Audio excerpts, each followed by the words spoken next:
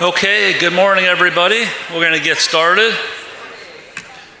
Congratulations on getting out of bed in the fall, rainy, and typical day before Halloween weather. I always remember when my kids go trick-or-treating, now they're a little too old to do that, that as soon as that hits, that's when the sleet, the rain, and the cold starts, so it came a little bit early. But good morning and welcome to the 7th annual Hunger and Health Breakfast presented by Gleaners Food Bank of Indiana and IBJ Media. I'm Nate Feltman, CEO of IBJ Media and publisher of the IBJ. Thank you for making the time to be with us this morning.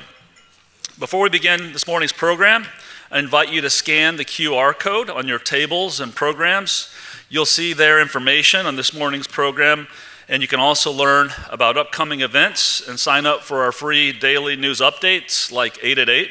You can also interact with today's speakers by submitting questions for our panelists using that QR code.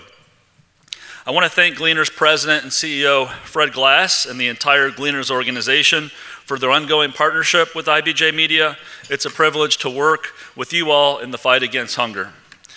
I know many of you here today are deeply involved in the work to ensure all of our neighbors have access to food. Despite all that hard work by so many, as you know, food insecurity is far too real for many Hoosiers. But Gleaners is leading the charge to fight food insecurity, and more Hoosiers than ever count on Gleaners and thousands of volunteers to sustain them. And here's the numbers. Today, Gleaners is one of the largest food banks in America, distributing nearly 100 million meals per year to 300,000 hungry Hoosiers across 21 counties in central and southeastern Indiana. With over 100 employees and more than 12,000 volunteers, donating almost 60,000 hours per year, Gleaners supports over 300 local food pantries, schools, soup kitchens, and community centers. That's just an amazing network of people doing wonderful work. I know we'll walk away from this morning's dialogue more informed of the challenges in our community. While as a state, Indiana has made progress on many metrics, we have struggled to improve health outcomes for Hoosiers. We know that to the extent Hoosiers' nutritional needs are not being met, our health outcomes will continue to be poor, in turn affecting education outcomes and ultimately economic outcomes. After breakfast, we'll dive into these important topics with our panel of experts, which will be moderated by IBJ Media's Inside Indiana Business President, Gerry Dick. Before getting our own nutrition this morning, it is my pleasure to introduce my friend, Gleaners President and CEO, Fred Glass. As CEO, hold your applause. As CEO, Fred leads the state's largest hunger relief organization, as I just mentioned, and one of the leading food banks in the Feeding America network. Fred, as you know, has served our city and state in so many different ways. As an attorney, he practiced at prominent law firms, Baker & Daniels, now Faegre Drinker, and more recently with Taft. He served as chief of staff to Indiana Governor Evan Bayh. He served as president of the Capital Improvement Board.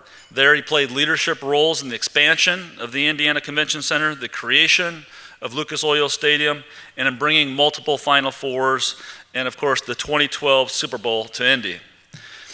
And he served, of course, as vice president and athletic director for his beloved alma mater, Indiana University, from 2009 to 2020. By the way, we could use you there right now with the football team. There, he led a cultural and physical rebuild of the athletic program that led to many academic, athletic, and fundraising successes.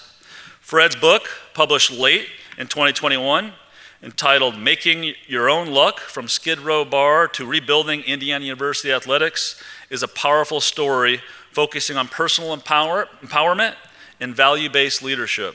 Fred writes movingly about his father's efforts to feed the hungry at his bar, including a young Fred and his family having holiday dinners at the bar with patrons who had nowhere else to go. Fred and his wife Barbara live in Indianapolis and have 4 children and 5 grandchildren. Thank you, Fred, for your continued partnership and all that you and your team do every day to lead the fight against hunger throughout our state. Fred.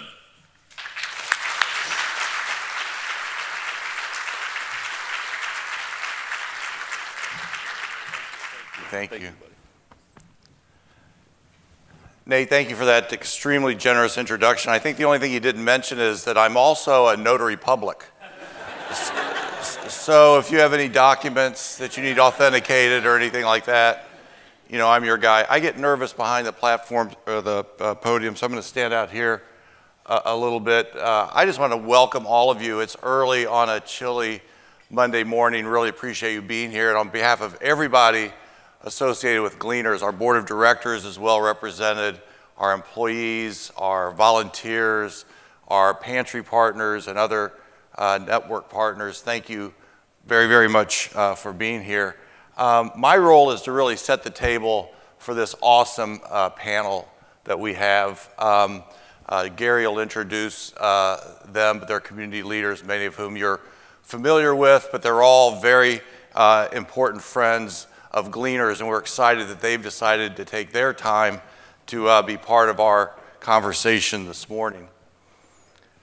What we are, actually, Nate did a great job of this. I like to talk a little bit about what Gleaners is because I think people sometimes know the name but not the scope of what our team does. And as Nate mentioned, we're the largest food bank in Indiana. We serve a 21 county area. We touch about a third of the food insecure in our state. We also run one pantry, helps us walk in the shoes of the network partners whom we serve. We work through those network partners in our 21 county area. 70% of the food we're able to deliver to neighbors is through our network partners, many of whom are in the audience today. We have 67 school-based pantries. We work with mobile pantries, most often with collaboration partners. We have a home delivery program. We have a curbside pickup program, our version of ordering and having it picked up. We importantly, many people didn't know this, I don't know this, we're a food supplier. We're one of a handful of entities authorized by Feeding America to provide food to food banks around the country who aren't able to acquire food on the scale we are. And that's important here in Indiana because it brings literally tons of food in that our pantry partners here in the state have first dibs on, and it also creates a modest amount of revenue that helps us be financially sustainable. We have over 14,000 volunteers last year, 110 awesome employees, a gigantic warehouse, and that's 7 or 8 football fields worth. We're putting in a 44,000 square foot freezer, which will be the largest in the Feeding America network to help us access food. We have a significant budget, and we're very proud of the fact that 81% of the food that we provide is what we consider to be nutritious into the system. That's what we are, but I think even more important is who we are, and we recently completed an exercise thinking about that, and for the first time ever, we set out our purpose specifically, which starts out united with others, and that's a really important thing to us, and hopefully an important piece that will come through during this conversation. Addressing hunger is a team sport. And we're very proud to be part of the team. And we want to put right up front that we do it united with others. Some other fine tuning of this, we used to say of ourselves to lead the fight against hunger. And that's awesome, right? You know, we want to lead and fight hunger. But as we reflected on it, we were concerned that when we said that our mission was to lead the fight against hunger, it suggested that we were the leader. That Gleaners was in the forefront, which is not the case. That's not our culture. Our culture is to be collaborative, and so we hope changing that to be a leader in the fight against hunger reflects that we understand that we can only do this work as a teammate with a lot of people in this room and around the state and around the country. This is not news to people that are serving pantries here. Gleaners is distributing food at record pandemic levels and at much higher cost. Last year, we distributed an all-time record 48 million meals in our area, 17% higher than last year and 88% higher than it was the year before the pandemic. And our acquisition budget looks like a hockey stick, okay? In 2017, we spent $1.9 million purchasing food. This year, we project to spend $7.7 million. That's because generally, historically, the food that we got to distribute to our neighbors came from three sources: donated, government, and purchased. and there was about a third. Well, in this era where there's much, much more demand, even though the donated food has stayed steady in terms of real numbers, it's dropped dramatically as a percentage of what we use to serve our neighbors. Government support has gone way down, so the delta, about 70% now instead of 30%, twice of what it used to be, we have to go out in the marketplace and buy it. And that's why we have professionals that have worked at Aldi's and Walmart and ports of entry and so forth to efficiently, but still expensively, fill that gap because the need is so high. Kind of going back to basics, what does food insecurity mean? Well, the USDA tells us that it's about access to food being limited by a lack of money or other resources, but you all know what it really means.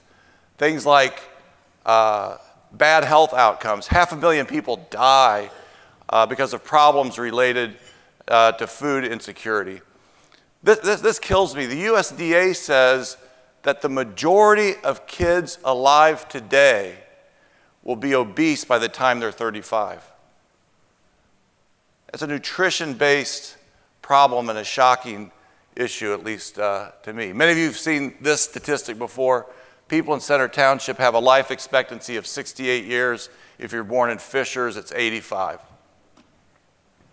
That's just wrong. The time you get to spend on this earth is dependent upon where you're born. Your zip code is more important than your genetic code. Those are nutrition-based, primarily nutrition-based issues. I think this is really critical. I was glad this was teased in some of the materials that went out. Hunger isn't a them problem. Hunger is an us problem. And part of that is because so many of us, and any one of us, can be food insecure, and more of us are.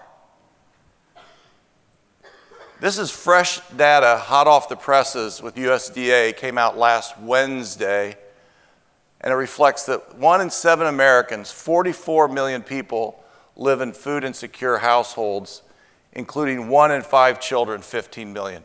This is why we have the hockey stick. This is why the demand is going up so high in our network and in our pantry.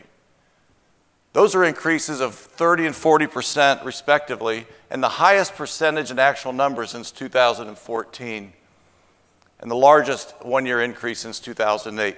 Everybody knew when the crisis hit for food insecurity during the pandemic, it was like a hurricane. It was on all the news. There were drones showing people all lined up trying to get food. Our current crisis is really more like a flood. Still is devastating, but more quiet. Less people, I think, are aware of it. So not only can any one of us be food insecure because there's so many of us who are food insecure, but the nature of the environment and the economy can push us into food insecurity. 60% of Americans between the ages of 20 and 75 will drop below the poverty line sometime during their lifetime for at least a year. And I should note, I'm going to do that in a minute. 37% of Americans cannot cover a $400 unexpected hit to their savings, with their savings. And when that happens, a lot of those folks end up in our line. 85% of poor people live outside of high poverty neighborhoods. And I'm citing the wonderful documentary, Working Hungry. I saw Shannon Cagle Dawson here somewhere, the producer of that amazing documentary, and Dave Miner, a big driving force behind that. If you haven't seen it, see it, and we're going to show a little bit of that in a bit. Any one of us can be food insecure because these folks are working and just not able to meet it, okay? There's myths out there, not among people in this room who understand the issue, but they think, well, you know, you got people who are watching TV Land, and between episodes of Gunsmoke, they pop out and get some free food and go back and lounge around on their couch. That's not what's happening. Our people are working. If they can work, you know, about 40% of the people can't. They're either old, they're kids, or they're disabled. But of those who can work, virtually all of them are. And the statistics bear that out from both Feeding America and USDA, especially kids trying to feed their families. 90% of people with kids they're trying to feed are working. And that's true nationally, it's true locally too. 2/3 of the food insecure households in Marion County have at least one employed person. And our pantry that operates on Saturday is by far our busiest. I didn't see the numbers for last Saturday, but we've been serving 1,300 households in a 3-hour period on Saturdays when people need to come because they're otherwise working. Food insecurity can be any one of us because it cuts across all different kinds of communities. All the myths that people hear are just inaccurate. Food insecurity is highest in rural areas.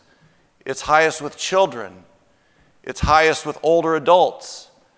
Military families, think about that for a minute. People that are working for the United States military, they're enlisted in the military, are food insecure. That's not right. Veterans, people of color, the highest food insecurity rates certainly are with the people of color, but most people who are food insecure are white, okay? It cuts across demographics. People who are LGBTQ, people with disabilities, all these folks have a higher rate of food insecurity than the norm. But statistics only tell part of the story, and I shared last year that I spent my first month before I became CEO traveling to 21 counties, going to at least one pantry in every county. And I've continued that. I do that at least one day every other month, and usually more often, and it is awesome. Because I get to see the final mile. I get to see people have the food delivered to them, and I get to interact with the amazing people that run these pantries. You know, we're in this era where talk radio and cable TV and political ads, you know, they're telling us to be afraid of each other. And they're telling us how bad people are. And it's those people, and you know, blame them and all that stuff. But spend a day with me going around to these pantries and seeing the salt of the earth people who often for no pay or barely pay are taking care of our neighbors. They're living the gospel to feed the hungry. It really, as heartbreaking as it is that it's needed, it just warms my heart that they're these salt of the earth, amazing people who get up and do this day after day. I was in, and then you see the stories behind the statistics. I was in Johnson County at their drive-through pantry down there, and there was a family in a minivan, bunch of kids, a mom and dad, and they were stopped, and they stopped the line, and all hell was breaking loose, and everybody's mad, and the kids are very embarrassed. And I asked the pantry managers what was going on, and they said, well, you know, they ran out of gas. I was like, that's crazy. And she goes, it happens all the time. And it's just a reminder of how close to the edge the people we serving are. I was in Martinsville, and the pantry manager there was telling me the story of a very well-dressed woman who drove into the pantry in a very nice car, and she got out and she had her manila folder full of, you know, her birth certificate and her, you know, property tax receipt and utility bills, and was sheepishly looking for who, you know, how she signed in. And the pastor who was running the food bank just kind of took the manila envelope, threw it aside, and literally put his arms around her and goes, honey, you don't need that here. There's no judgment for you here. And she said, you know, I was living great. My husband's a doc. He left me. I have 4 kids. He lost his job. I lost support. And now I find myself in line. And I like to tell that story to audiences, especially those unlike this one that doesn't have a lot of experience with food pantries, that people can be full of judgment about who's in line and what they look like and what car they drove, and we don't know. We don't know the people's stories that get into our lines. Even at our pantry at Gleaners, there was a great story Debbie Blanchard told one of our folks that work for Gleaners, and they went out. We've got a drive-through pantry, and that day, the very last car was coming through the pantry, and Debbie heard the volunteer say, well, you guys have a great day now. And the man driving the car said, well, we will because today we're going to have some food. And Debbie's like, that's nice, you know. And then as she walked out, she saw this family pulled through the chute and pulled onto the shoulder of the road and started rummaging through the food they got, and they were eating there. You know? Again, how close to the edge, you know, the people are that we serve. Hunger is not only an us problem because so many of us are food insecure. We talked about that. The numbers are going up. There may be people in this room. There's going to be people at your PTA meeting. There's going to be people at your kids' soccer game that you would never know are food insecure. They are food insecure. But it's an us problem because hunger also impacts those of us who are not food insecure. We don't talk about that very much. Food insecurity adds $1.8 billion to healthcare costs just in Indiana. A 1% increase in the food insecurity rate leads to a 12% increase in violent crime, studies show. This is a quote: "Food insecurity poses an invisible challenge to employers by impacting worker productivity. The lost time when employees are absent or not fully productive carries a cost to the employer." This study found a direct correlation with people being absentee, or this is a new one on me, Nate, presenteeism. You're there, but you're not really there. It also reduces the number of high school and college graduates, which has an obvious societal cost, reducing productive members of society. Food insecure kids are more likely to miss school and not graduate. Food insecure college students are less likely to graduate. And it has a direct correlation to reducing school fund money for public schools for all kids when some of those kids are absent, and we know a disproportionate number are absent because of food insecurity. So what business is Gleaners in? And when I started there, Nate, I felt like that's a fundamental question you need to ask yourself, right? So if the railroads had understood they were in the transportation business and not the railroad business, then they'd own all the airlines today, right? So how you think about yourself is important. And food insecurity is not about food. There's plenty of food. Food insecurity is about poverty. People are hungry because they're poor. They're poor because they haven't been able to overcome the root causes of what has put them into poverty. And if they're having trouble getting food, they're having trouble meeting other fundamental needs that they have, like housing. And housing is kind of binary. You pay your rent or you get kicked out. Or utilities. Utilities is kind of binary. You pay your light bill or they shut off your juice. And both of those are really hard to get charitable support to help pay for those things. Food, we don't like people to ration, but it's more flexible than these other two. And it's much more accessible, because if you get in the line of any one of the pantries that are represented in this room, you're going to get fed. So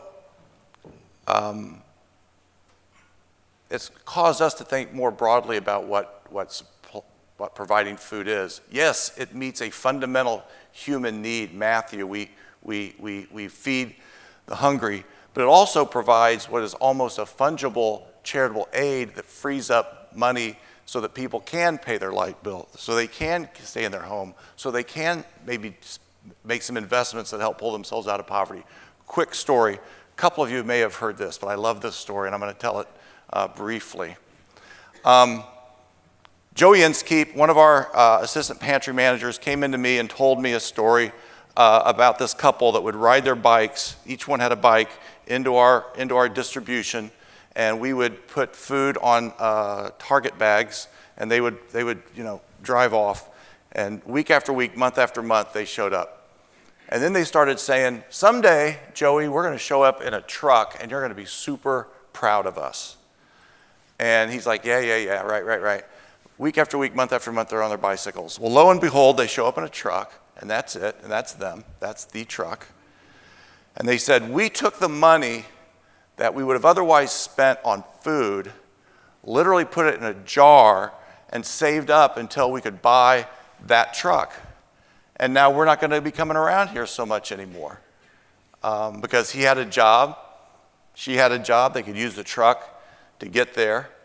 And they literally were able to pull themselves out of poverty by using food as a broad-based charitable aid to free up money for other things. So that story and some of our other experiences have led us to establish our North Star about what business we are in, which we really developed as part of our budget building process about what are we really about. And we decided we're not in the charitable food business. If we were in the charitable food business, we might not have liked Joey's friends spending money they had to buy food to pay money for that truck.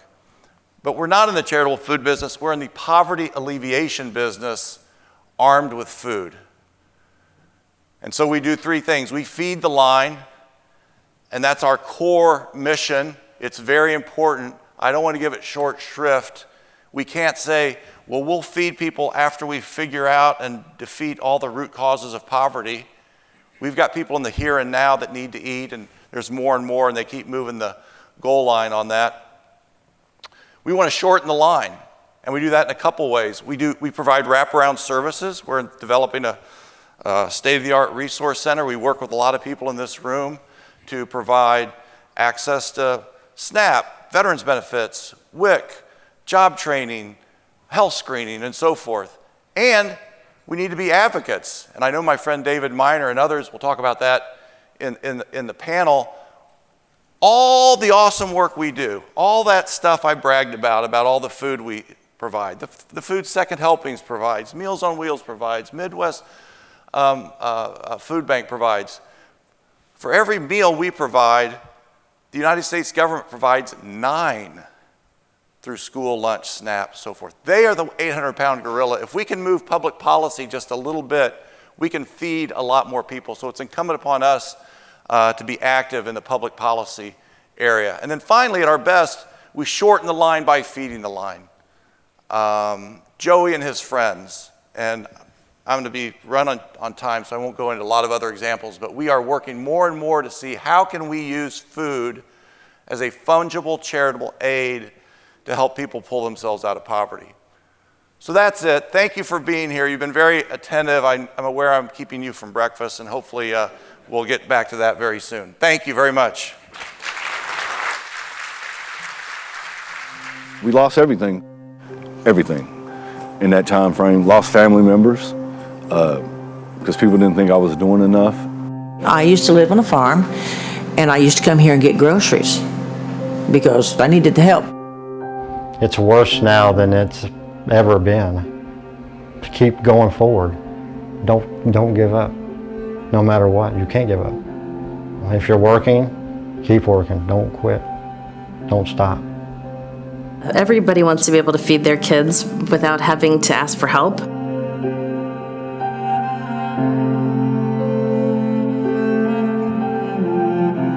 These are the kids next to my kids in classrooms. This is the person on the soccer team that I sit next to their parents and have no clue that they struggle every week. There are pockets of hunger throughout the entire state, not just in urban or rural areas. And I think that would be one of the biggest fallacies that needs to be addressed, that hunger only exists in certain areas in the state.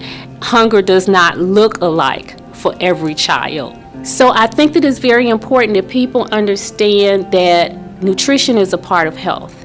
And so if you aren't able to get the foods that you need to remain healthy, it's very difficult to control your blood pressure or your blood sugar if you aren't eating the proper foods. And that impacts not only their physical health, but also their mental health. With school-age children who are hungry, it can impact their ability to learn. Something as simple as not having the energy to play. It can affect all your organ systems. We have a world now that we have 2 income earners in a home that possibly both have 2 jobs. They might be an Uber driver, and people are just trying to make ends meet. And it's just not happening today. And it's really the hidden poverty of our time, the working poor. The conversation is always about rent. and no one wants to be homeless. And so patients will work that extra job or take an extra shift to be able to make sure that they can keep a roof over their head. And then I think that other things like food and other sustenance are placed, secondary or sometimes even tertiary, because no one wants to be out on the street. A child to be hungry is wrong, and it compromises the child's life from the very beginning. The child has no chance to be successful in school. Hunger is the single greatest health issue in the world. Looking back on life and the things I experienced here is things I don't want my children to experience. And so everything that I do now is to try to help build them a brighter future and to give them more of an opportunity to be successful in life. We continue to work hard every day and crush down the roadblocks in front of us and opening up the path for them. Hello. And this and here's our pig ride, our hog roast we're gonna have, our silent auction, and we've got a motorcycle ride, car show, a whole bunch of good stuff in there. Yeah. I'd had brain surgery and I didn't know anything about anything. I didn't know my colors. I had to relearn all my shapes, my signs, and I've just learned how to read. We retrain under the National ABLE program. I relearn things. The end of December of 2023 will be my end of my 4 years. And then I will be able to go on to the community. When I first came here, I couldn't add, I couldn't spell, I couldn't use a calculator. I could not make a decision of any kind on my own. This is my purpose. Helping others and the pantry is my purpose is in life. God gave me a reason to live, a reason to help others, a reason to have to think. And these people here have helped me.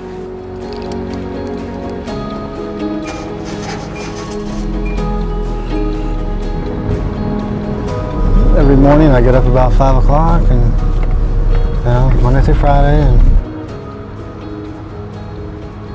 we just got to keep our head, if we can just keep it above water, I'm okay. I can survive, I have to. I have no choice.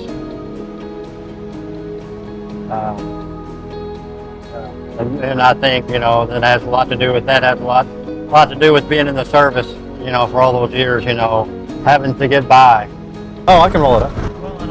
If you're living in poverty, you're likely to be moving around a lot. You're likely to be evicted or staying on your sister's couch for a while or trying to move into a safer neighborhood. And so all that moving can separate you from your important pieces of paper.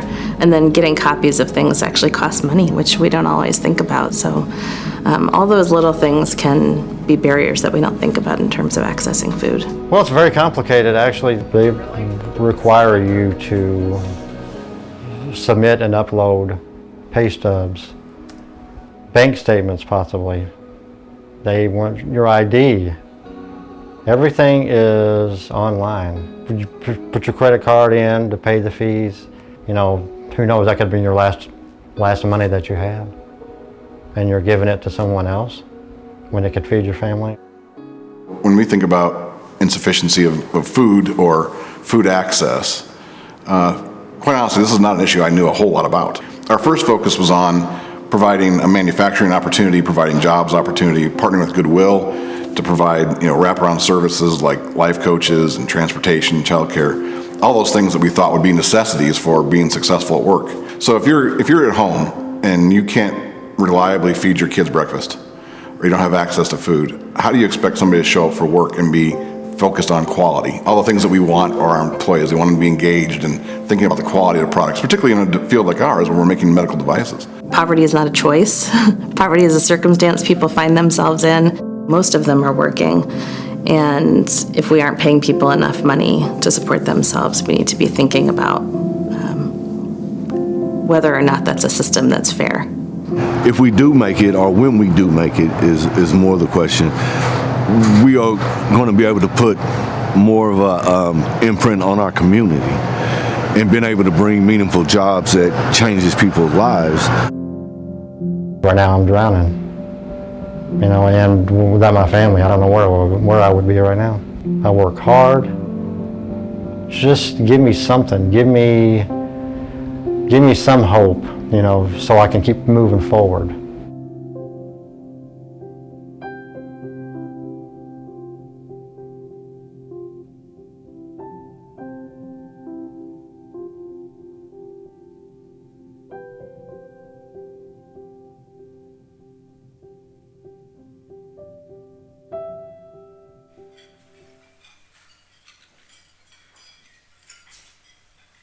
What a powerful video. Good morning, everyone. My name is Gerry Dick. I'm the host of Inside Indiana Business, also the president of the Inside Indiana Business Division of IBJ Media. Have the honor this morning of hosting a panel discussion. And panelists, if you could make your way to the stage, we'll get started with what I think is a very important conversation, certainly, for our community and our state as well. And Fred, to you and everyone at Gleaners, congratulations and thank you for all you do. Just incredible work. And for many of you in the room as well, thank you for all you do in the fight against hunger, because it is important. It is one that is tied directly to the economy. And we talk so much about quality of life and quality of place and those issues. The hunger issue is certainly a big part of that. So thank you all for being here. One more reminder, we'd love for this to be an interactive process. So if you would click on the QR codes on at your tables and submit questions for a great panel that we have lined up this morning, and we'll get some of those questions interjected into the conversation.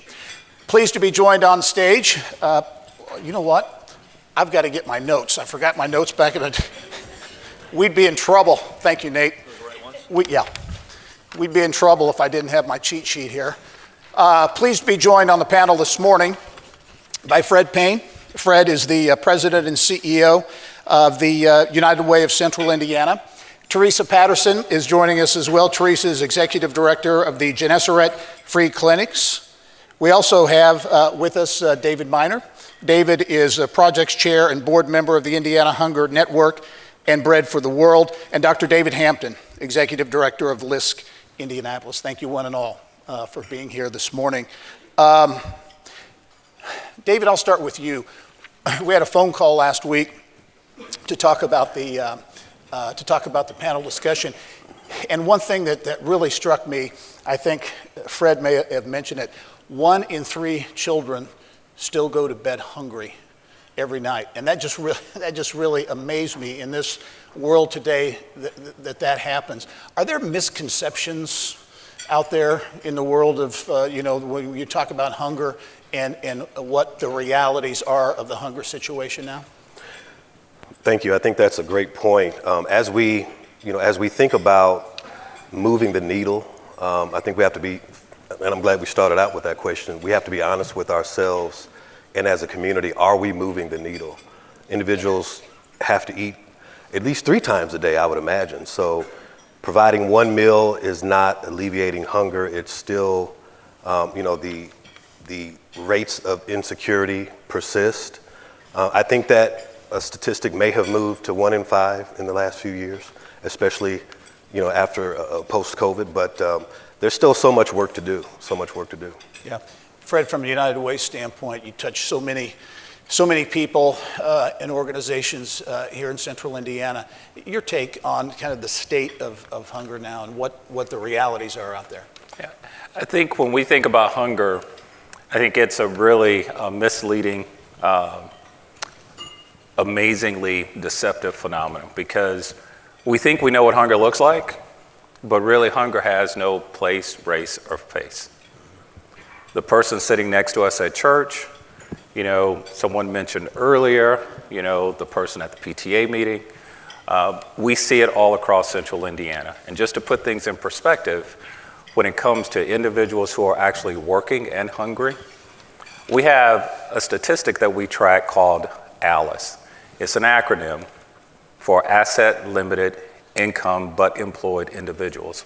These are individuals who are working, but they are working hungry. They make more than the poverty level. So they're above poverty level, but not enough for a sustainable monthly budget. And just to put things in perspective on percentages, when we look at Marion County, about 42% of our households are in that ALICE population. So that should kind of give you sort of the parameters that we're working on just in Marion County. When we look at Hamilton County, that number is about in the low 20%. So when we think about poverty and we think about that ALICE population, we're talking about those individuals who are hungry. So that gives you sort of a smaller percentage in just this local area. One of the questions we really wanted to answer today, poverty relief versus hunger relief. And anybody can jump in on this one, but poverty relief versus hunger relief, is there a difference? I think when it comes to poverty, poverty is sort of that, it's sort of the lagging indicator when some other things haven't happened. And as Fred Glass mentioned earlier, poverty is sort of the overall problem.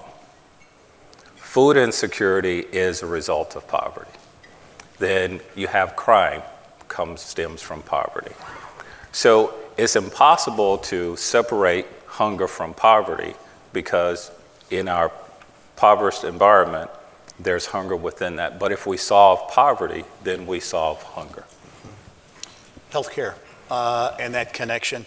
Certainly the hunger issue, it's so intertwined in everything we do, all segments of the economy. The healthcare connection, as you look at challenges faced in that sector. Yeah, I was at a breakfast with Fred several months ago, and I heard him talk about hunger relief as a poverty disruptor, and I've been ripping that off and using that in speeches because it's really good.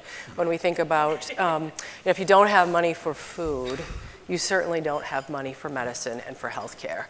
And if you are not attending to your healthcare needs, you can't go to work if you're sick, if you have a chronic condition. So they're absolutely intertwined. I want to give some perspective, and a good way, I think, to tee up the conversation with you, David Miner, is a hunger survey that was done not long ago that really puts in perspective where things are. Give folks an idea for what that survey, really the big takeaways from that survey. Indy Hunger Network has done a major survey of hunger in Marion County since 2014. We've done 6 of them. The last one was earlier this year. So the situation in a nutshell is much worse, actually.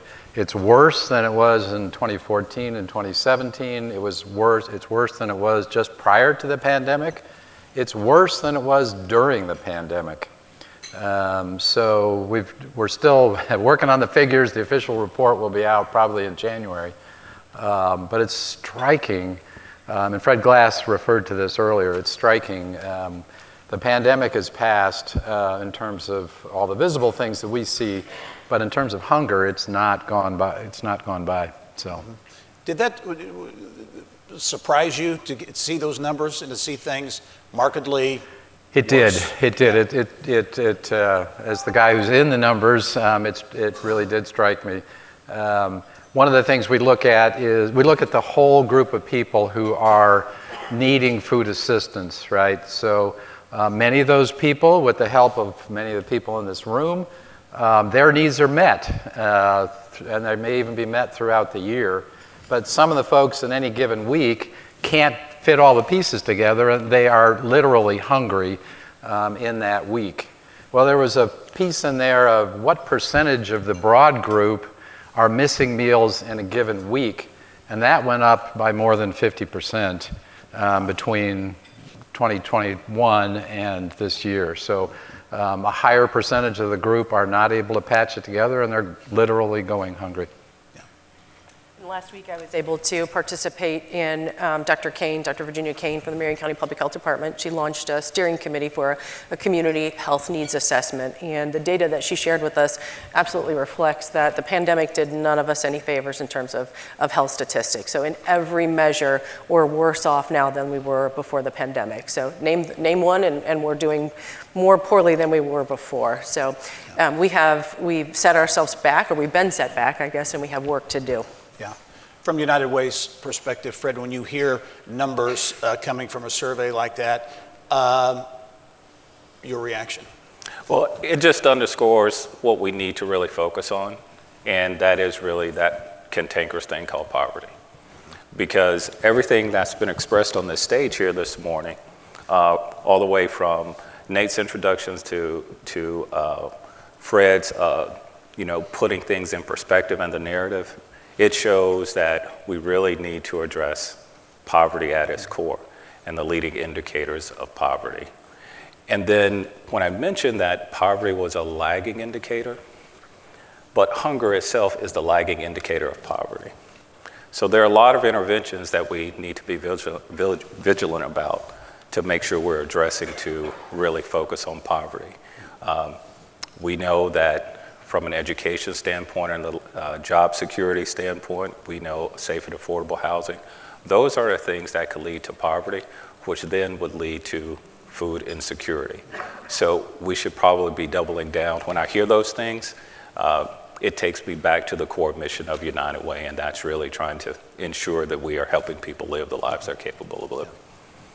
I think Fred mentioned in his remarks that fighting poverty is a team sport. Collaboration, very important among the public sector, private sector, nonprofits, neighborhood groups, everyone getting involved. I would be interested in all of your thoughts or comments on what collaboration looks like in the fight against hunger. David, I'll start with you. Absolutely.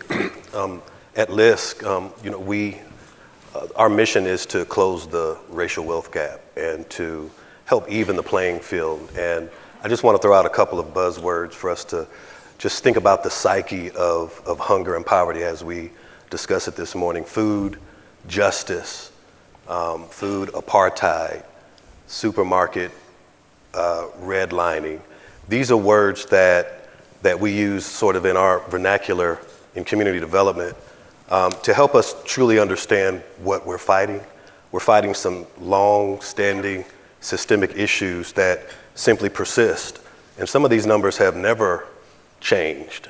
And so it truly takes a group effort. It truly takes partnership, both private, public, philanthropic, corporate. And those dollars help to, I wish we could wave a magic wand and fix every neighborhood, but at LISC, our approach is place-based. It's designed to build an ecosystem, for example. Really want to give a great acknowledgement to Anthem Elevance, who gifted us, for example, $2.5 million to do a food insecurity, we call it EFAI, food justice, and it's designed to help that Northeast corridor to really build capacity and sustainability. And then the city of Indianapolis partnered with us to do another equitable food justice initiative, which helps us to focus on some of the other areas on the far east side, for example. These are areas that, and again, I'm gonna use another word, a desert. So food desert, bank desert, grocery store desert, school desert. When you think of the John Marshall area, John Marshall School is closed down. There's no bank, there's no grocery store. So that truly is an economic desert, which creates, as Fred mentioned, it creates other issues of life expectancy. You can't eat, you can't really learn, so our children are being affected. It's hard to get a job when you're in poverty, and so if you're not working, it's hard to continue to feed your family. So these are, again, it's a vicious cycle, and it truly takes a team effort and a community effort to offset long-standing injustices. So I have been part of Indy Hunger Network since it got started in 2009. And Indy Hunger Network, if you don't know, brings together all of the different major players. So Gleaners, Second Helpings, Meals on Wheels, et cetera. And that group together has made a lot of progress. One of the interesting things for me, Gerry, is just because it's such a big problem, if we aren't together, we can't really think about tackling the whole thing, right? I'll stay in my lane, I'll do my piece, but when we're together, we can say, well, wait a minute, all of us together, we could really tackle this. And so I think the collaboration is a critical part of it and really enables a lot more progress. Yeah. Are there barriers to collaboration that are out there that make it difficult for folks to come together and collaborate? I think if there are barriers, they're probably perceived barriers. I think there are more people that I found in Central Indiana who are willing to collaborate and willing to partner. I think the word united was used when Fred was framing the issue here this morning. And I think there are more people and more organizations that are willing to partner and to really understand that that's what's needed to tackle this issue. We have about 89 accredited United Way partners throughout Central Indiana. And each one of those partners they are in various lanes, but they are all connected in trying to alleviate poverty. So when we talk about food insecurity, a person may be food insecure because they don't have any transportation to get to the food. So we have partners who can help with some of that transportation.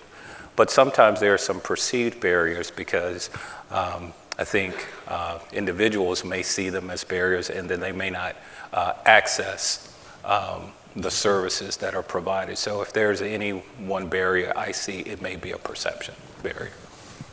One of the examples maybe that just came to my mind, kind of on a bigger scale, in terms of collaboration, is cook groups, a manufacturing operation on the near northeast side, and a grocery store, and all those services, really taking a unique approach, collaborative approach.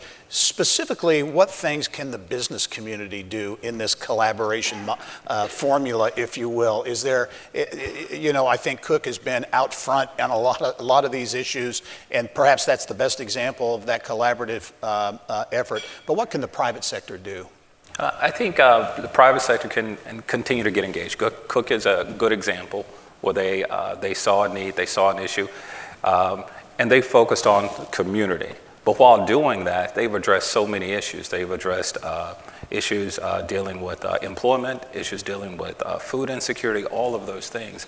I think the private industry can continue to be a partner, and the way that they partner is by helping to provide resources, but then also using those platforms to bring awareness to the issue, but then also bring awareness to the solutions. The other thing, and Fred, in his opening remarks, touched on this. We know that hunger impacts worker productivity. And so business can look at and understand, my lowest paid employees, are they in this Alice group? Are they struggling? Am I losing productivity because some of my workers are struggling? In that regard, there is a new opportunity in Indianapolis called the Good Wages Initiative, which is operated by Employee Indy. And Employee Indy will certify and celebrate employers who pay a living wage. And that's an important step to ending hunger. Can you talk about that living wage initiative in terms of how it's going? Because has it been in effect now for the program for a couple of years? It launched in April of last year. Last year, okay. And as of April of this year, I think we had 70 employers certified. And it was a nice mix. The hunger community actually led the way. Gleaners is a certified employer, along with Indy Hunger Network, Midwest, Second Helpings, and so forth. But we also have a little bit from the faith community, a number of nonprofits, including the United Way of Central Indiana, and then businesses from large to small in the mix of that. So a good start, but we have a long way to go, obviously, with thousands of employers. Dave, can you give us a real quick thumbnail on how the initiative, how it works? Sure. The city did a big study a few years ago with a partner organization and determined that $18 with health care was the standard.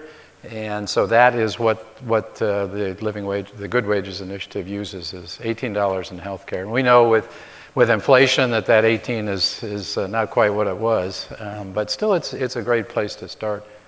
Good.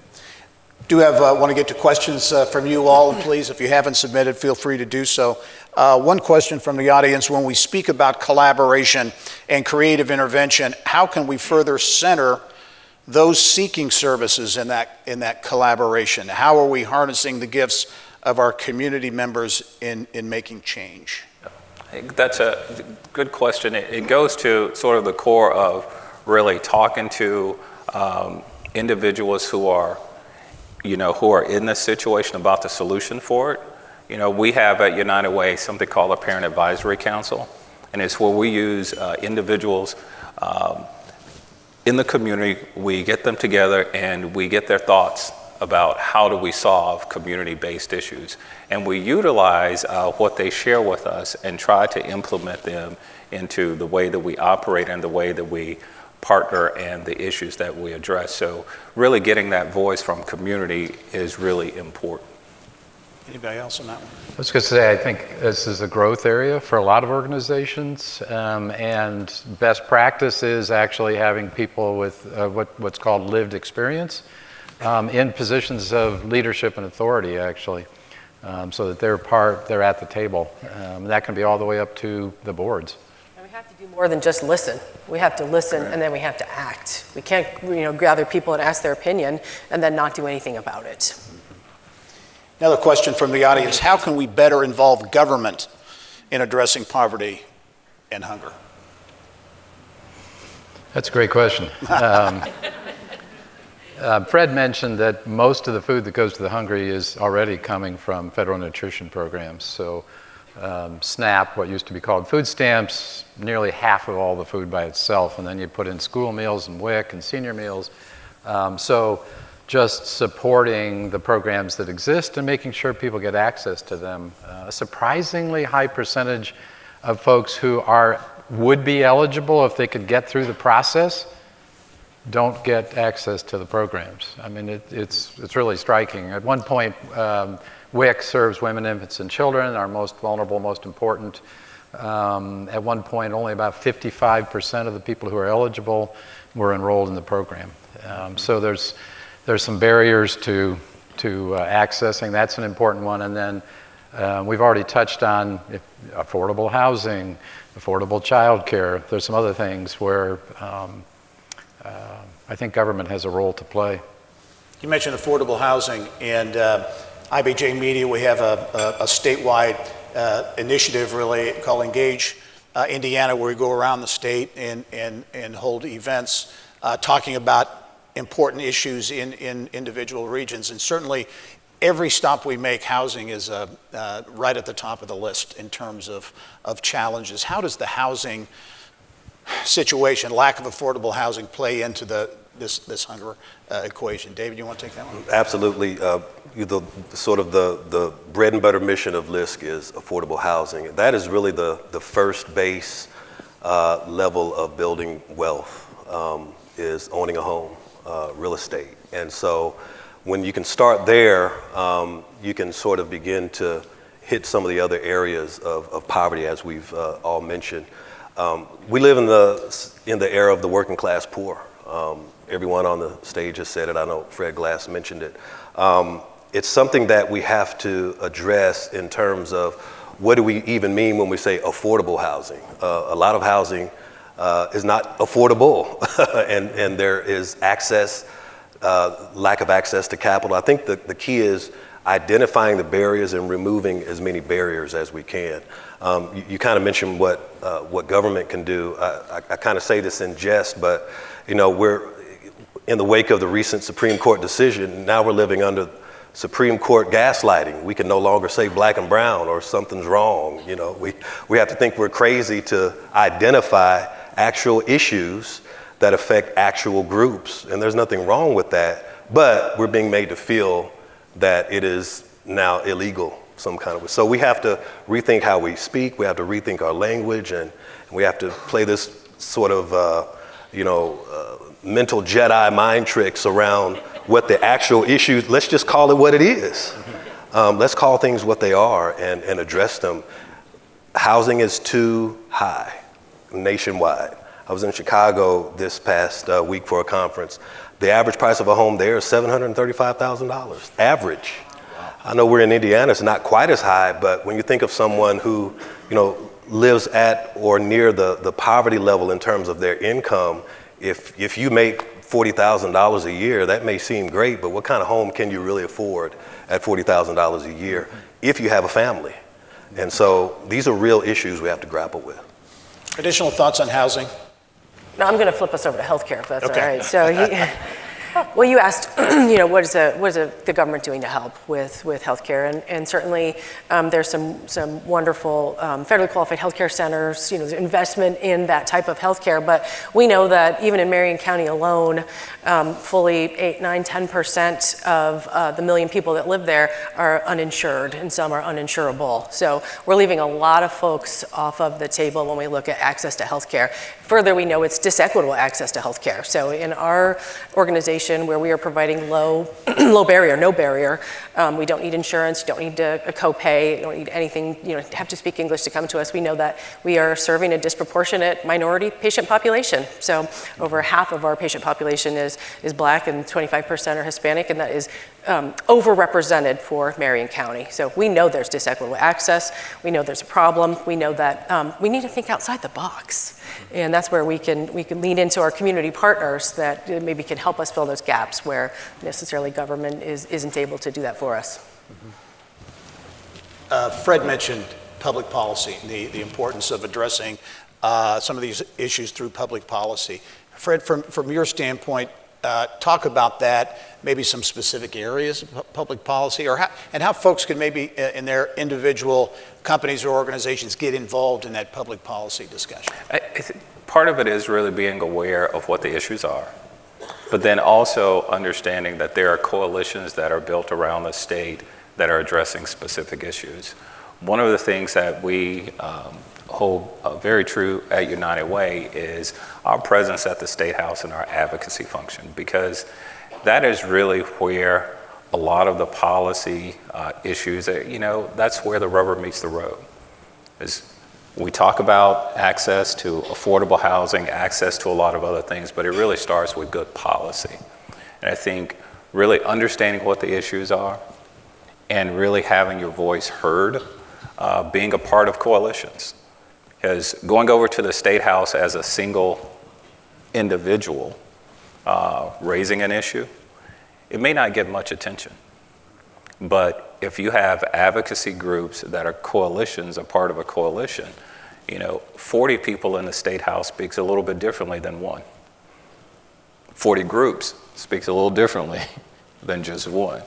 So knowing the issues, but also making sure that we are engaged with our local political leaders, whether that's a local state legislator or whether it's someone on the city or county council or those commissioners, having access and making sure that we're engaged with them, but ensuring that we are part of coalitions. We get back to the question you asked about, how do we collaborate?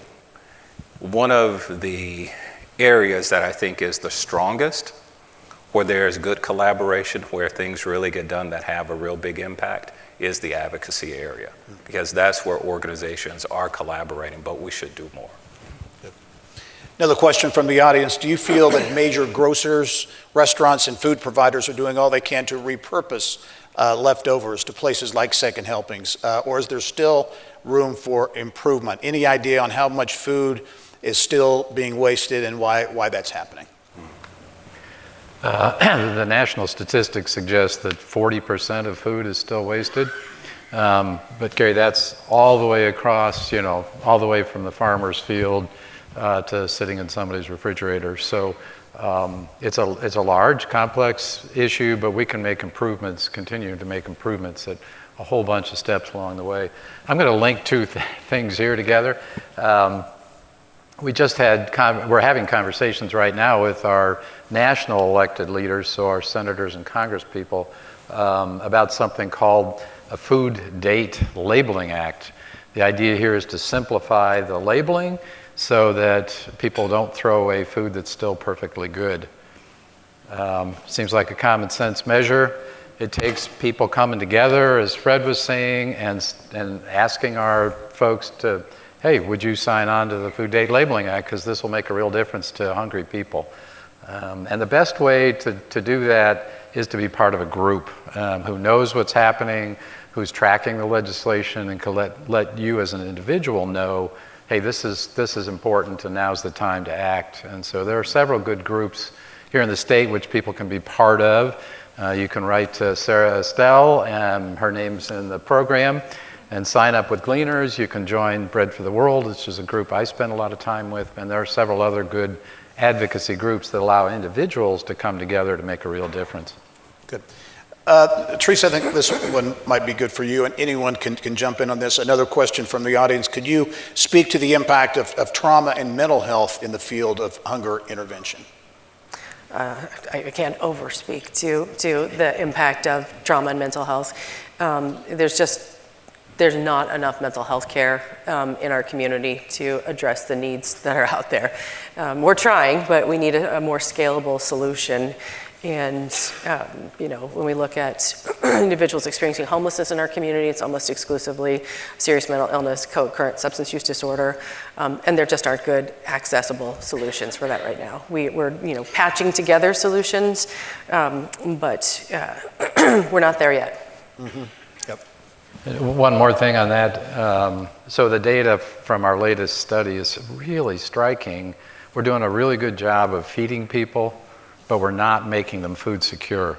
And that sounds a little counterintuitive. Wait a minute, if they had enough food, how come they weren't food secure? But they were worried about it. Maybe 3 weeks ago, they didn't have enough to feed their kids. And so although they're okay this week, they're still worried about it, and that has a lot of impacts on mental health, all the trauma that comes with that. So Gleaners' emphasis on solving poverty is critical for a whole nother reason, which is that just handing out enough food is actually not enough. When we talk about the financial implications in connection to hunger, another question from the audience: childcare. Childcare costs send many into a poverty level. A single parent making a decent wage will not qualify for assistance with childcare costs, but yet they end up putting their groceries on a credit card, sending them into further debt. How is this being addressed in the marketplace? So one of the areas that we identified that we should focus on really is early childcare and early learning. And the childcare piece is, part and parcel to that. Because we do have families that can't afford to send their, kids. They're making a choice, right? And we want to make sure that we're trying to eliminate them having to make that choice. So we have focused on our strategic plan that we just kicked off in July. It's really focusing heavily in that area. And we're looking at things that we can do to help in that space. And some of it will be in the public policy space. I mean, we all know about the benefits cliff, and an individual who believes that if they make X amount dollars more an hour, that's going to make them ineligible for certain benefits. And so it keeps them in a lower wage bracket. Whether that's perception or reality, it happens to be a fact for some people. And so we believe that if we address some of those things and we talk about barriers and how we can work with government, that is one of the areas that we believe that over time it should be addressed, because that cliff is a real thing for people, and it keeps them at a certain income level because they are making a choice between increasing their own household income or their wage and ensuring that they have good, affordable child care too. It's just one example of decisions that people are making. David, you mentioned early learning, pre-K, big issue in the business community for the last several years. Is progress being made in that regard? It doesn't seem to be getting as much attention, maybe that's just me, but doesn't seem to be getting quite as much attention as it did a couple of years ago. Well, progress can be defined in different ways. But in terms of employers recognizing the need and the issue, I think it's ever more present now, with COVID. COVID put, it highlighted all of the things that, all of the ills in our communities that keep people from progressing, and some that keep people from being open-minded about the possibilities that an environment has. So I think COVID exacerbated that, so employers are feeling it a little bit more because on the one hand, they're having to engage with their employee base a little bit differently because of childcare or the need of, and there's not access to it. And so they're having to wrestle with it. Families are having to address it and deal with it because they're having to make some decisions as well.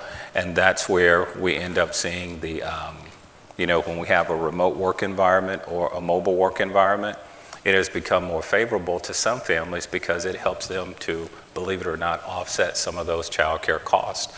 So progress being made, it just depends on from what angle we're looking at progress. To sort of piggyback off of Fred's comments, I know that this was in 2016. I know the mayor met with all of the superintendents of public schools, township schools, and across the board, there was a consensus that the rates of free and reduced lunches in our schools is upwards of 70%, and that was pre-COVID. So, during COVID, of course, we saw some incredible efforts within our schools because we began to find out kids are not eating breakfast. They're also not, if they go home, they're not eating dinner either. And so COVID may have moved the needle, and I think, I've been in conversations with Fred, and he's mentioned this, Fred Glass. COVID sort of gave us a false sense of, the efforts because we may have seen the needle move a little bit during that limited time frame, but now post-COVID, I think we're back to some of those same numbers or perhaps worse. And so we have to find a way to address the insecurity issue. And it's citywide. We're one of the top 3 cities in the country, I think, who face food deserts and food insecurity. And so we have to address it on all levels. But that's certainly a true statistic that holds within our school systems now. Enid, you mentioned other cities. Are there peer cities, when you look at the hunger situation in Indianapolis, that you look at other cities and how they're addressing the issue that we compare with favorably or unfavorably? Well, I think that, I think Indianapolis faces, it's an amalgamation of issues because part of our issue is also transportation. So if a food desert is characterized by no healthy grocery store or food option within a 1-mile radius, then many of us who live in, fairly high income level neighborhoods, we live in a food desert. But you may not think about it because you have a vehicle. You can drive you can drive somewhere. But I know in the neighborhood I used to live, I could drive to Whole Foods, but how expensive is Whole Foods? Nobody in the hood is going to Whole Foods, so you can't afford it. And so we have to, then transportation. So I know the city, there were some efforts to maybe include some ride shares to grocery stores and things like that. And I know there are some efforts, but we have to really nail down how we can attack the issue holistically so that we have a sustainable model. And right now, it's a very difficult issue to address. Theresa, this one's for you. I understand Gennesaret is doing some amazing collaborative work with people facing hunger. Can you talk a little bit more about collaborative efforts that you're undertaking?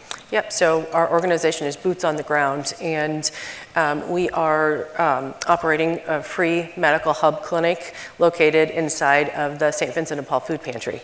So we got a wonderfully generous donation at this time last year and sought to really rethink how we were delivering our free health care. So we're trying to be in the places, we're using the data to drive decisions about where to be, and St. Vincent de Paul Food Pantry, as Fred said earlier, and it's 46218, we know there's a 15-year shorter life expectancy. So when we looked around at the potential partnerships, we had an ongoing partnership with that organization. We'd been operating a clinic there for years, but like Thursday evening for 2 hours. And we had another clinic that was Wednesday in the morning for 3 hours. And we decided that we needed to be easier to find for our friends and our neighbors in the areas we were trying to impact. So we opened our hub clinic inside St. Vincent de Paul. We're there 6 days a week. We're there on the weekend, and we're there in the evening because some people can't come to the pantry or they can't come to the clinic if we aren't there on off hours. We have tailored our service delivery to best meet the healthcare needs in the community. So we're doing some work with the ending the HIV epidemic. So we're doing HIV testing, hepatitis C testing, treatment referral. We talked earlier about collaborations. Gennesaret is a free clinic. We are, you don't have to have insurance, you don't have to have a copay. You will leave with your medication if that is what is needed. We added point of care lab testing because, we like to think of our patients, we don't like to think of them, but they are sort of extra urgent care. So we're trying to do as much as possible while we have that patient population there. And we chose the food pantry because there's so many people there every single week. There's so many people there accessing high quality food. Personally, I believe that the best medicine is on the other side of the clinic wall, and it is the food. But sometimes you need real medicine too. And as soon as St. Vincent de Paul said, yes, Theresa, we will allow you to open this free clinic inside this pantry. We'll let you do it 6 days a week. They're not even open 6 days a week, so they allow us to be there. As soon as Peter Zubler, the CEO of St. Vincent de Paul, said, yes, you can open this clinic, I started thinking about Fred. Because I know that we have to get this non-redundant patient population. So we have these shoppers that are over at the Gleaners food pantry, food bank, looking for nutrition, and we know that we're leaving 100,000 people without health care in our community. How are we ever going to close the poverty gap unless we use all of the tools accessible to us? So, and we're a free clinic, so we can only do so much. So I know that we have some of our partner organizations in here today. We've got Jane Pauley. We're the doorway to healthcare. We're catching people so that they truly aren't going without, and then we're advocating for them up into these federal qualified healthcare centers, doing referrals, holding their hand, making sure that they're getting to their appointments, leveraging our partners through Indigo to give them a bus pass to be able to get to these clinics. So for us, our mission is only possible because of collaborations. So whether it's our funders, or our partner organizations, or our referral partners, we must be lockstep together, or we are never going to make progress. And as I said, Dr. Kane told us the other day that we have work to do, and we must continue to think about how to leverage these relationships, these opportunities within our community.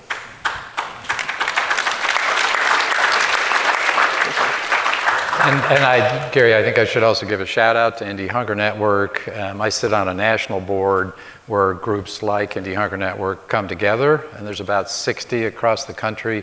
But Indie Hunger Network is literally the finest of those organizations in terms of collaboration and driving progress. So we have a lot to be proud of here in Indianapolis, although the challenges are many. Good.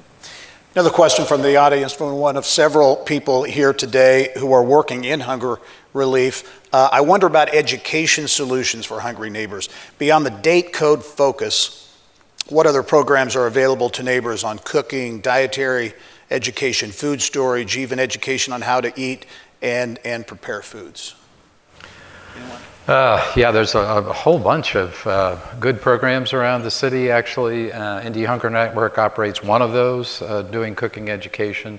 It's certainly something that needs even more attention. So it's an important component of this. If you don't know how to prepare the food that you just picked up at Gleaners, what are you going to do? So, how about rural Indiana? We're somewhat focused on central Indiana here, Indianapolis and the surrounding counties, and obviously Gleaners serves a much larger footprint than that, but the hunger situation is very real, obviously, in rural Indiana. Can you talk about the situation in rural areas of the state and maybe what's being done to address the situation in those areas? Yeah, it's interesting. So the hunger study that I mentioned earlier, the data for rural doesn't look much different than the urban data. Suburban is a little better, but not as much better as you might think. But rural, it looks different because you see it even less. You drive down the road and the farmhouse is a ways off the road. You don't see it, so it's more hidden. And then you have fewer services. So you can pick one of Gleaners' service area counties that's outside of urban, and there may be literally 4 food pantries, right, that are serving that whole county. In Indianapolis, we have 200 food pantries, so a lot of people are pitching in. The population's smaller, but they're more challenged to serve. And then you have distance. We have transportation problems in Indianapolis. They've got transportation problems in rural communities. Yeah. And then the last part to it, I think, which makes it more difficult is small town. So as we were getting ready to make The Working Hungry, we were looking for families to participate in the film. And the woman who's in the film from Marshall County really wanted to find us a family. She was running a neighborhood center, so she knew the people that were coming in and out. She approached 10 families to be part of the film, and they all said no, because they knew that they would be known by their neighbors. And so I think all of those things add up to make hunger more challenging, often in a rural setting. Good. I have several questions from some of the younger members of the audience, which is great. As a person who's part of the younger generation, Gen Z, it's daunting to think about how I can make a difference. What are your best recommendations on how I can make an impact and maybe get some of my fellow Gen Z peers involved as well? To start with that, one of the things that we do in our clinics, our clinics are operated by judiciously chosen staff, but we leverage volunteers, so volunteer doctors, nurses, pharmacists, and students. We love having students as staff extenders in our clinic, but primarily for me, it's because I want to expose them to the social determinants of health, right? So you can sit in your class and you can learn all about the social determinants of health, but until you come and see the impact, see, touch, feel, smell, the social determinants of health, you are not going to really appreciate what some of our friends and neighbors are going through. So, and the younger generation, you guys are so, who's young in here? You guys are so smart. You're so innovative. We're counting on you to learn what the problems are and pick up the baton and take it to the next level. You need to come and see. So volunteer. Volunteer in organizations in your community. Get to know what's really going on. You guys are great at crowdsourcing, crowdfunding. Volunteer yourself and educate your friends. So if you've got folks that just really aren't in tune with what's happening in their community, we need you to become involved. And I don't like to let our students leave our clinic. They'll come. We're an official rotation for several of the schools in the area. So the Butler PA program, the IU PA program, they come and they do their family practice rotation with us. And they don't get to leave until they say the magic words, and that is, I will never be the same kind of practitioner that I would have been if I hadn't come here, because it's so impactful. Come see what's happening for yourself. Very good. Additional recommendations for those young people out there who really do want to make a difference? I'd say Theresa's exactly right, and then I'd look for an advocacy organization that I can be part of to speak up. For whichever part of this issue really moves you, find an organization that's advocating in that part of society and get involved. Volunteering, getting engaged, getting involved, attaching to an organization that you're passionate about, because that's when you'll start to evolve and learn more about what's surface level, the things that we read and we see in the paper. Being attached to an organization helps you to go a little bit deeper on the issue, and then it grows from there. You can utilize the things that you know, your technology, all of the things that you can bring to the table through your lenses. You can help those organizations do that, whether it's on an advocacy front, or sometimes it's just the practical things that you bring to the table that someone else can't bring to the table. So the volunteering and getting engaged.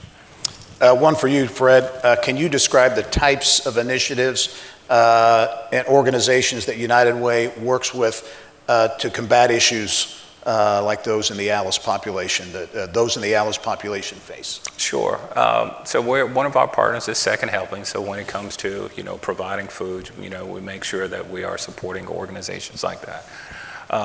But also we have our Centers for Working Families model when we're trying to make sure that people have the supports around them so that they can get a job, all the job training and all the job awareness. We look at our Centers for Working Families model. We look at the data that supports the model.